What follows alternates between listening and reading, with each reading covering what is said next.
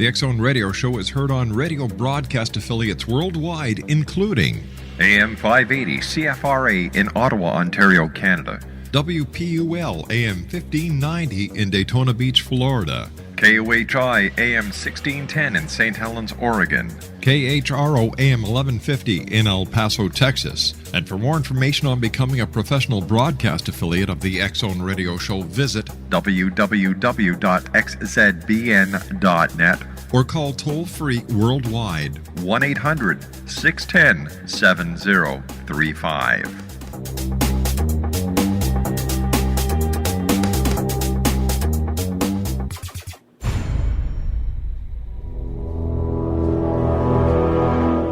The X Zone radio and TV show is largely an opinion talk show. All opinions, comments, or statements of fact expressed by Rob McConnell's guests are strictly their own and are not to be construed as those of the X Zone radio and TV show or in any manner endorsed by Rob McConnell, Relmar McConnell Media Company, Talkstar Radio Network, its affiliated stations, or employees.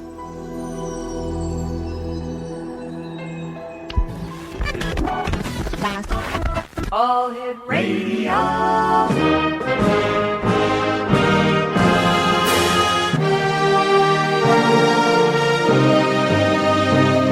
Welcome to the X Zone, a place where fact is fiction and fiction is reality.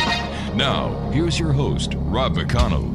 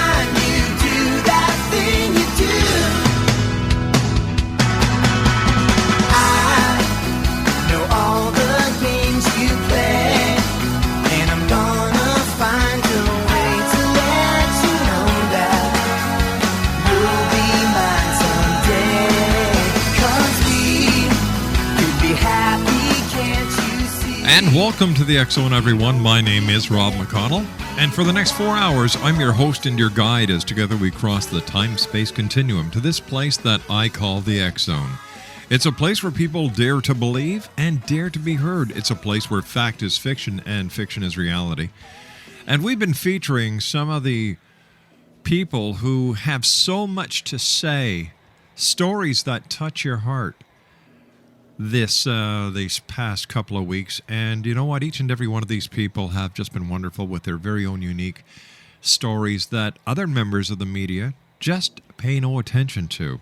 So to all the people who were on the show last week and the week before, and for the balance of this week, I want to thank you very much for sharing your stories with us. I've had email from all over the world saying that you've made such a difference in the hearts of so many people. And isn't this what life is about? Sharing experiences, learning from one another, and where and when possible, helping one another. Exo Nation, if you'd like to give us a call, our toll-free number is 1-800-610-7035. My email address is xzone@xzoneradiotv.com. On MSN Messenger, xzoneradiotv@hotmail.com. And our website, www.xzoneradiotv.com. My first guest tonight, X Zone Nation, is FREDA WAGMAN, and we're going to be talking about FREDA's book entitled Snippets from the Trenches, A Mother's AIDS Memoir. And this is a really extraordinary book. Something very extraordinary about this book is that it tells the story of how one mother embarked on a feverish course of involvement in the AIDS community, in large part to help herself come to terms with the possibility of her son's death. But all the work really doesn't prepare her. She becomes incredibly intimate with a series of strangers, yet she and her son have more and more trouble talking about his illness, which is the reason she is doing all of this in the first place. She becomes indispensable at the bedsides of countless other people, but when Gary is dying, she feels helpless, disconnected, and as if she'd never set foot in an AIDS hospital room. What is moving about this book, Exonation, is the fact that all this preparation doesn't prepare, because nothing can prepare her. Joining me now is FREDA WAGMAN. She is the author of Snippets from the Trenches, a Mother's AIDS Memoir. And FREDA, welcome to the X Zone, and thank you for joining us. Thank you for having me. FREDA, what motivated you to get involved with AIDS? Was it because of your son, Gary? Yes, it was because of his diagnosis in early 1983. And it was a very new illness at the time. Nobody knew much about it then, but I knew I had to do something to get involved to help him and the other people who were affected by it. All right, you and I have to take a little commercial break here. FREDA, please do not go away. We'll be back on the other side in 2 minutes. X Zone Nation, FREDA and I return here on the X Zone as we continue live and around the world from our studios in Hamilton, Ontario, Canada. Once again, FREDA WAGMAN is my special guest. We're talking about her book. It is entitled, all right, do you have your pencils and paper ready? Snippets from the Trenches. A mother's, oh my gosh, they cut it.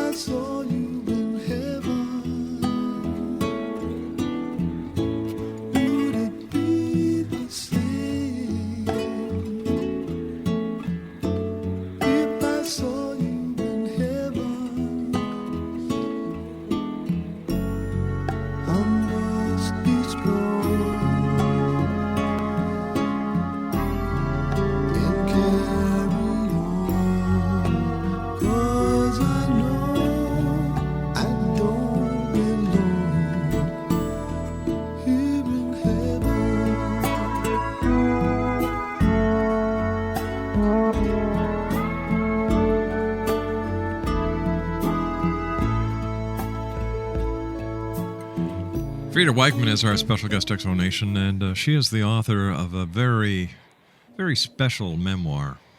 It's written by her about her son Gary, and the name of the book is Snippets from the Trenches, a Mother's AIDS Memoir. It's available online.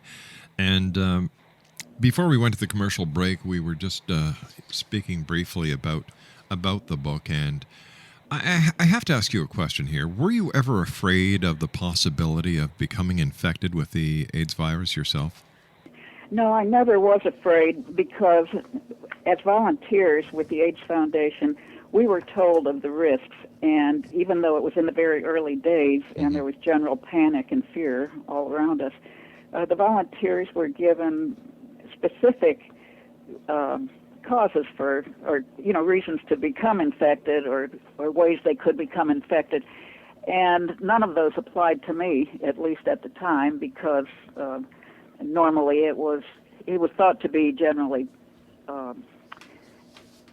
acquired through sexual contact, and eventually they found out that it could be bloodborne, and so if I were to had needed a blood transfusion or something like that, I would have, done whatever I needed to do to be aware of any of that risk. But at the time, in helping the numbers, many, many numbers of people who had AIDS, I had no fear because my reason for being there went way beyond that fear. And even the people who were infected that we cared for, they looked out for the volunteers perhaps more than we did for ourselves. Tell me, how did your son Gary feel about your involvement volunteering with people who had AIDS? He was very proud of it. He knew that I was doing everything in Houston that I could, and he even brought me into his little community when I was out there visiting him because he had friends with AIDS, and he asked me to visit a mother of one young man who the mother had come from Tennessee to be with her son in his dying days. And so Gary was very grateful that I spent time with her, and I don't know what she took away from it, but I know that Gary was proud of me for being involved in that. Now, tell me, was Gary forthcoming with his diagnosis? Very much so. He told me that he was going to have a biopsy of a lymph node on his neck, and then as soon as he got the results, he called me, and I was at work, and I know that he was forthcoming because we were so close that it was our common problem, or if you want to call it a problem, but we were always very close, and so to me it was a given that he shared that information with me, unlike many other children who still to this day have not told their parents. What was your relationship like with Gary prior to the diagnosis and then after the diagnosis? It was very close beforehand. We grew up together, sort of, because I was a single parent from the time Gary was 9. I was divorced when he was 9. And so we were very close, and we had a lot of common interests. And so, you know, we shared those, and being that he was an only child, I was able to spend more time with him and his school events and anything that he was interested in. So we were close. And then after the diagnosis, of course, that the closeness didn't change, but of course one of the things that we had to talk about more often was his diagnosis, but I refrained from saying illness because fortunately for many years he did not feel the effects, even though there were no drugs available at the time to treat it. So he considered himself a long-term survivor up until the last few months of his life. And in that sense, we were close, and so we spent his vacation times, I would take mine at the same time, and we traveled the world and places in California, so we did have a lot of quality time together. So our closeness didn't change. The dynamics of it changed a little bit, but it improved. In fact, he let me know that in some cards that he wrote to me. Tell me, how often did you see Gary? I saw him once a year, if I was lucky, sometimes twice. And during the times I was there, we really had a lot of good times together. And he set aside his job. He was working full-time. And he set aside, actually, he worked at the Lawrence Berkeley Laboratories at the University of California. He was a technical programmer for the physics, what do you call that? It escapes my mind right now, but he did programming for the world physics community. And so they closed the lab during the Christmas holidays, so he always had that week off, and that was usually when I spent time with him. Did you ever consider moving to San Francisco yourself? I did consider it. I had a full-time, long-standing job here, which of course I needed to support myself, but I would have given it up if Gary had wanted me out in San Francisco. And he didn't feel that I should do that. He said, if I need you to come here, I will let you know. But he kind of let me know in his kind and gentle way that I would actually be, and this is not a negative on his part or my response to it either, but that I would probably be more trouble for him to have out there, because then he would be concerned about me and my getting adjusted to the city and finding a job. And so it took pressure off of him from having to be concerned about me. But during the time that he was living on his own and doing well, he remodeled his house to install 2 bedrooms and a bathroom downstairs and to enclose the staircase, because he only had one staircase for outdoors. And he did all of this preparation in case I had to move there to take care of him. So he gave a lot of forethought to my well-being, during his illness. Sure. Tell me, why do you think the public at large reacted and still does react to people with AIDS the way that they did and the way that they still do? I think there's a lot of fear that still abounds, and it's probably due to lack of knowledge on their part. I don't want to use the word ignorance because it sounds like a negative word, but in fact it is ignorance in the sense that they're unaware of a lot of the facts that they should know. as far as the prejudice in the early days, I would say it was against against gay people for the most part, because it was believed that they were the ones who contracted AIDS and spread it. And so there was a lot of hate going on in those days. And soon, when other people began to get infected with the virus, it was still the fear of people catching it from them without knowing how the virus was transmitted.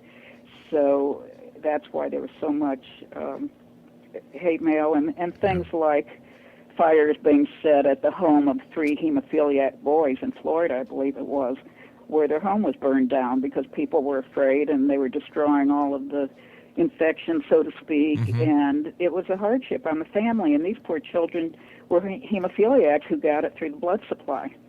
And Ryan White, who also, I believe, got it from a blood transfusion, and he was a young boy who now has major grants across the country named for him. I think because he and his mother were so active in the campaign to make people aware of AIDS and that it was not just a gay disease. You know, I can remember when the news of AIDS first came out and the public terror, the public uproar, the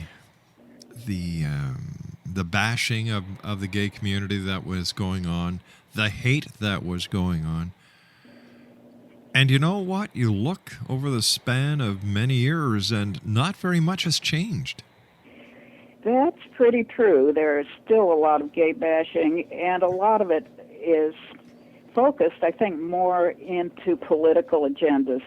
And, of course, I'm not going to go into politics. Certainly. And I only know what I hear and what my impressions are of it, but I don't have facts and, that I could spout out, and I don't even want to pretend to. But a lot of that comes from, I think, the agenda that has to do with morality, and people who choose to measure morality in their ways, whether it's religious or political. That's their business, but it's very difficult for the communities that they're directing it to rise above it and get their word out. And that's why I think the AIDS community is working so hard, and the gay community, which has really changed the face of the gay community. I mean, I've seen it over the 20 years, how they themselves have gotten involved in so many worthwhile endeavors because they know they're fighting an uphill battle.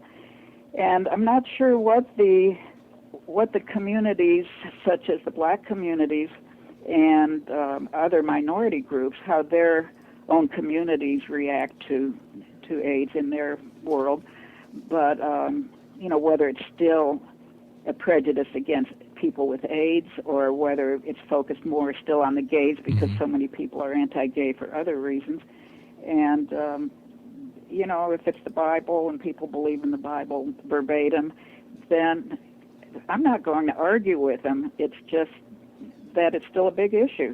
There are people that come to my support group who are newly infected, which really upsets me because I sort of want to slap them and say, what's wrong with you? Haven't you been educated? But that's not our place to do. It's to welcome them and give them support. You and I have to take a commercial break. Please stand by. When we come back, I'd like to continue talking about your support group and the help that you give others. Please stand by, FREDA. FREDA WAGMAN is our special guest, Exo Nation. She is the author of Snippets from the Trenches, A Mother's AIDS Memoir. We'll be back on the other side of this commercial break as the Exo continues from the studios of Randle McConnell Media Company in Hamilton, Ontario, Canada. Once again, our worldwide toll-free number, 1-800-610-7035. Email exxon@exxonradiotv.com. On MSN Messenger, exxonradiotv@hotmail.com. And our website, www.xzoneradiotv.com. My name is Rob McConnell. We'll be back after the news. Don't go away.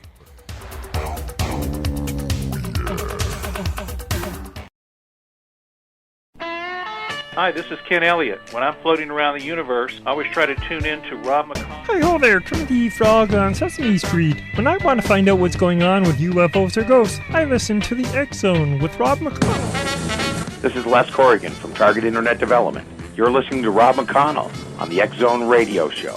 This is John Hogue, prophecy scholar, and you're listening to Rob McConnell in the Expo. Welcome to the X Zone, a place where fact is fiction and fiction is reality. Now, here's your host, Rob McConnell.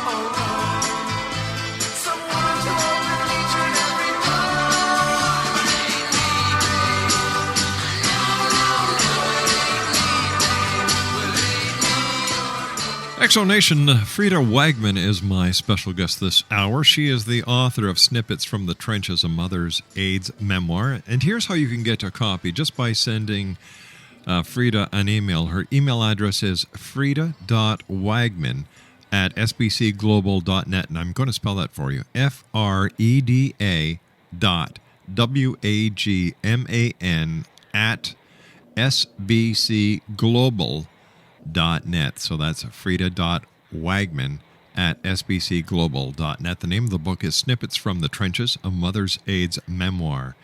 Before we went to the news break at the bottom of the hour, we were talking about your support groups. Tell me more about that.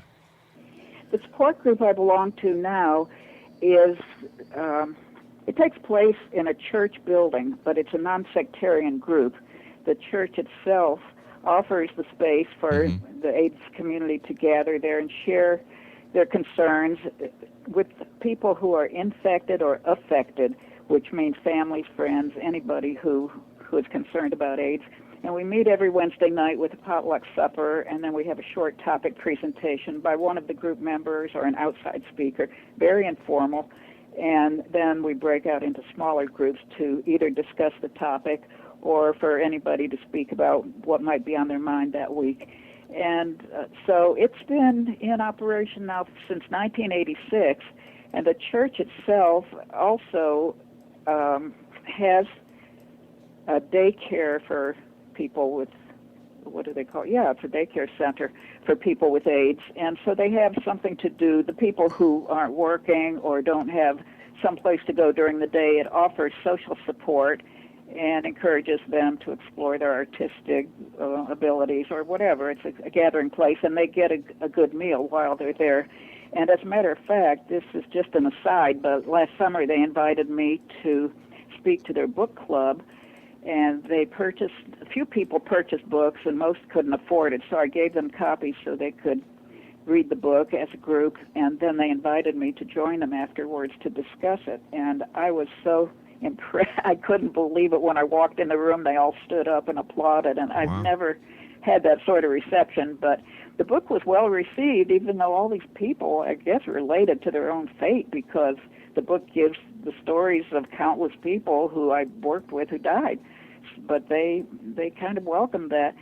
And in addition to the daycare center and the support group, the church also has a free dental clinic on campus. And it's not really the church. They have this community service network that's under the umbrella of the church. Part of their budget goes to it. So they've been involved in it for many years, since the beginning, actually, of the AIDS situation. And I think the reason being that the church membership is predominantly gay. And one of the reasons for that is that most churches don't accept them. In fact, they've been kicked out of their church of origin. So that's something about that support group that I enjoy going to, and I've made many, many friends. And at one point, the church remodeled the building in order to install an elevator because they didn't have one before, and they had all of these very ill people. And the elevator size was determined by the size of the casket, which is rather morbid, but it was necessary because the chapel was on the second level, and they had to have a way to get the caskets up there because they were having funerals, sometimes 5 and 6 a week. Wow. And so that's a lot about that church. And as I say, the AIDS support network is strictly non-sectarian. And in fact, it's a reconciling church, and they welcome anybody. And I'm not a member, and I don't plan to become a member, but I'm welcome there as anybody else is. You see, that's what I call a real church, that welcomes anyone. Exactly. In fact, I'm not even a Christian, and but you are a human. Exactly, and that's why they welcome anybody. And we have all races, religions, sure. and you name it. We are the face of America. I guess it's a very wide cross section. I'll even go one step further than that. You're the face of the world. Oh, well, yes, I guess we are. You see, and I believe, and this is just my own little sidebar, that one of the major problems in the world today is that there are so many little cliques and groups that form. But I love this concept when a church says, we welcome all. Yes. And that just means we are willing to accept and to respect you, your rights, your beliefs, but we will welcome you. And I think that there needs to be more of this in the world. I agree with you totally. It's a very unusual church. In fact, I won't tell you the denomination, but this denomination will not have a gay pastor in it. But every pastor they've had since all of this began were people that I'm sure they chose because they knew they would be appropriate for the job in a church that's predominantly attended by gay people. And it could not have been just chance that it worked out that way, because the pastors are all, how could they do their job, and how could the members go to a place where the pastor didn't want them? It wouldn't work. So at least the head office, wherever they are, they're sure to send pastors that are good for the job. I'm probably going to get shot for this one. I'm just playing the trigger to shoot my foot off with this one. Oh no! But I have to say that if there is a pastor who does not welcome anyone into his church or her church, they're in the wrong business. Well, I agree. They have no right. They have no right standing at the front of a church. That's true. Although I will say this, that over time there have been other churches who didn't want any part of this, and they have become involved in large ways in the AIDS crisis, and synagogues also. And I don't know about mosque or the Muslim community, but I know that there's a lot of churches and synagogues in Houston that they're involved to a large extent, and but this one is one that's hands-on every single day. They also do something else. It's an area, it's generally a gay neighborhood where the church is located, and they have a lot of street kids. And I don't know if they're gay or not gay, but they're runaways and they're on drugs, and they're generally kids who obviously didn't have the family either that supported them, or for whatever reason they're on the street. And the church provides a meal for them every Sunday, or Saturday night, I think it is. And I don't know if they have games or what. And I asked the people that make the dinners, I mean, these are just volunteers, people I know who are church members, and they're pseudo-members of our support group, but they don't need to be there if they don't want to. They do other things. But they prepare the meals, and I asked them if during that Saturday night, if they try to proselytize and involve these kids in religion or how to get off the street or whatever, and they said no. In the beginning, they didn't do that. They wanted them to know that it was safe for them to come, and that was it. And I think after that, they started maybe throwing in a little bit of things, and there have actually been people that I've seen, I don't know them personally, but I have seen them come and say, this place has meant so much to me because now I'm putting my life together.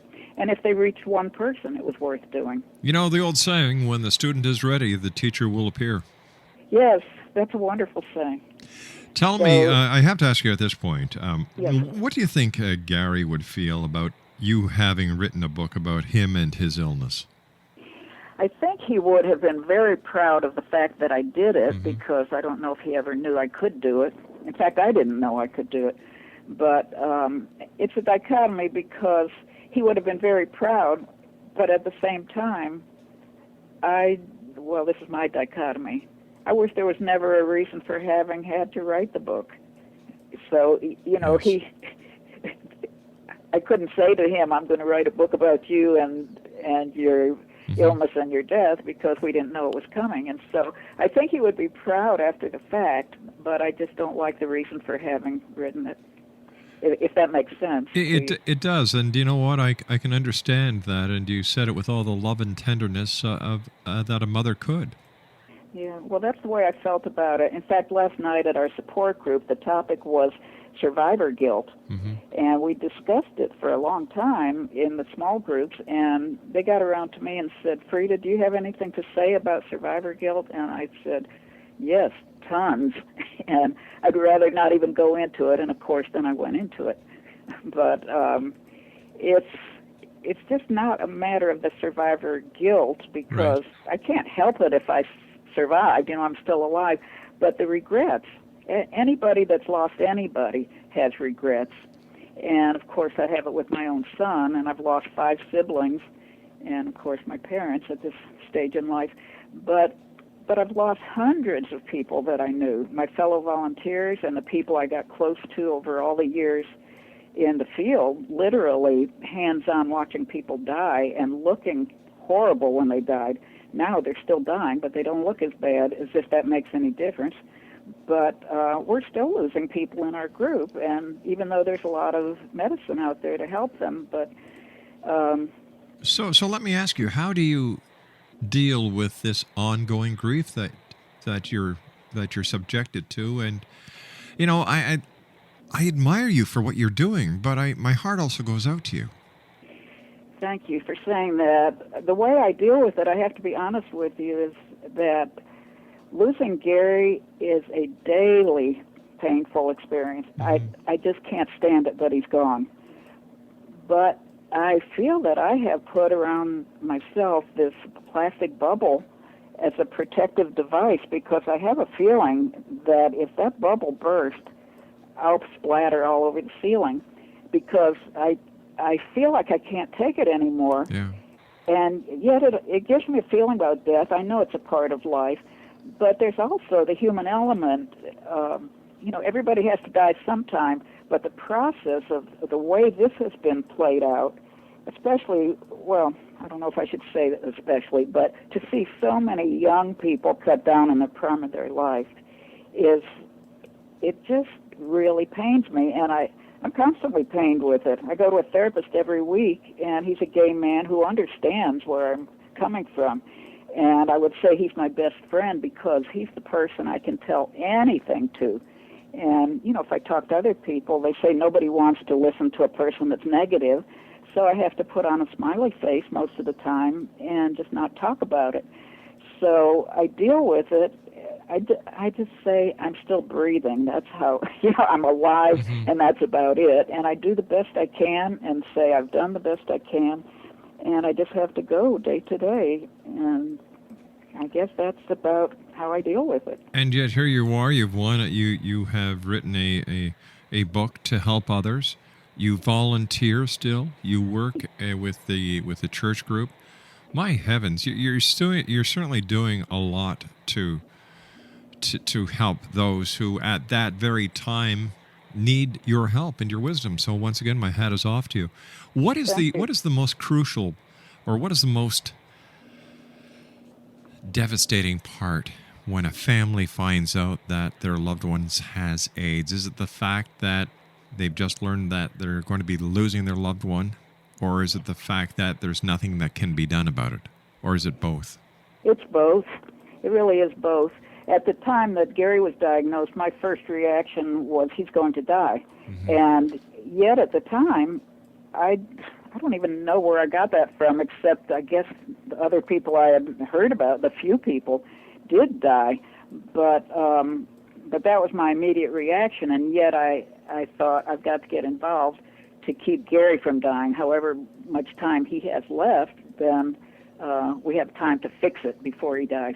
Well, obviously that didn't happen, and the medical people were saying, in 5 years we'll have this beat. Well, they've said it in 5-year increments ever since, and they have done a lot to come up with better medicines that kept people healthier longer, and it didn't have as many bad side effects. But Gary died before those came out, so he was just lucky to have lived that time, without the meds that had become available after that. But when many families, you ask how they react, many of them, and I mean many people, toss their children out. Oh, heavens. And they also, many find out that they are gay at the time they say they have AIDS. So that's a double reason to throw them out. I mean, we've had people, in one case in the book I pointed out where one of our volunteer attorneys called the father of a young man who had died and asked, what do you want us to do with his body? And the father said, put it in a garbage bag out by the curb. And that was not uncommon. Listen, you and I have got to take a commercial break on that note. That is just wrong. That is just cruel. It is. It goes on. FREDA, please stand by. Thank you very much for joining us this hour. Exo Nation, our special guest is FREDA WAGMAN. If you'd like to get a copy of Snippets from the Trenches, a Mother's AIDS memoir, send her an email, freda.wagman@sbcglobal.net. That's sbcglobal.net. We'll be back on the other side of this commercial break. Don't go away.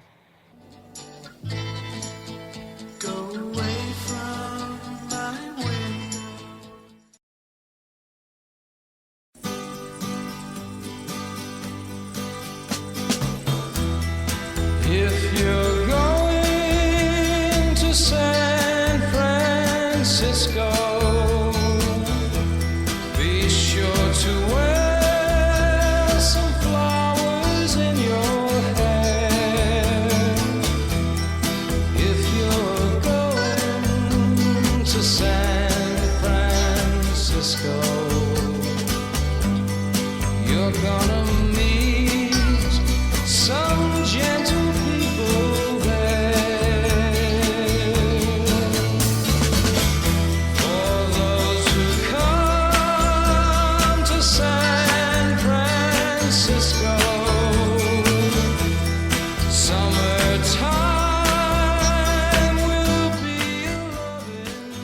Exo Nation, our special guest this hour is FREDA WAGMAN, and she's the author of Snippets from the Trenches, a Mother's AIDS memoir. By the way, Exo Nation, it won the silver medallion at the Book Expo in 2008.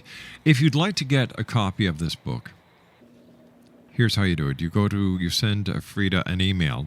Her email address is freda.wagman, and that's FREDA.WAGMAN at sbcglobal.net. That's freda.wagman at sbcglobal.net.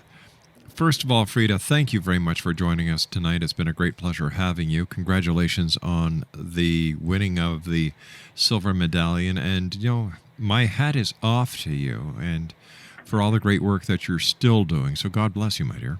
Thank you very much. Before we go, I have to ask you this question. Did you ever think about how different your lives would have been if Gary had not been gay? Yes, I thought about it, and I'm glad he was gay. I prefer it the way it was. I would not have had it any other way. What would you like to tell the members of the Exo Nation listening to you right now all across this beautiful world of ours? I would like people to know that there is still a lot of room for their compassion, their understanding, and their appreciation for what people are doing around the world. I shouldn't be promoting one particular group, but there is AMFAR, who is a worldwide organization headquartered in New York, who has been on the forefront of obtaining grants through donations and like I say, I'm not promoting them, I'm just mentioning it because they are constantly coming up with the new medicines and treatments for AIDS. And I'm not saying to donate to them, but there are groups all over the world. And the point is that AIDS is still marching on. People need to give their support, if not monetarily. I'm not on a fundraising mission at all, so don't misunderstand that. We understand that. But please understand the fact that people who are infected with AIDS have gotten it for a variety of reasons. They're not bad people.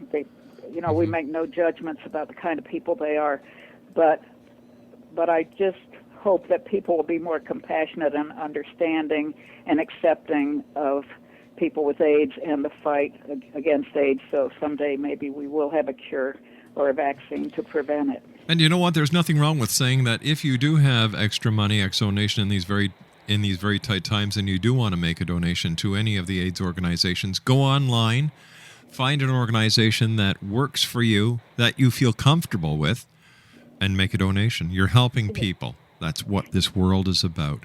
Yes, absolutely. And I did want to mention that a portion of the proceeds of this book is going to AIDS organizations, because I didn't write the book to make money or to have my next meal as a result of the income. The income has not been that much, and I think, and I'm not patting myself on the back, but I believe that I've donated more money to charities than I've taken in, simply because I believe in it. Rita, we have just run out of time. I'm sorry about that, my dear. I want to thank you so much for joining us tonight. Congratulations on your book.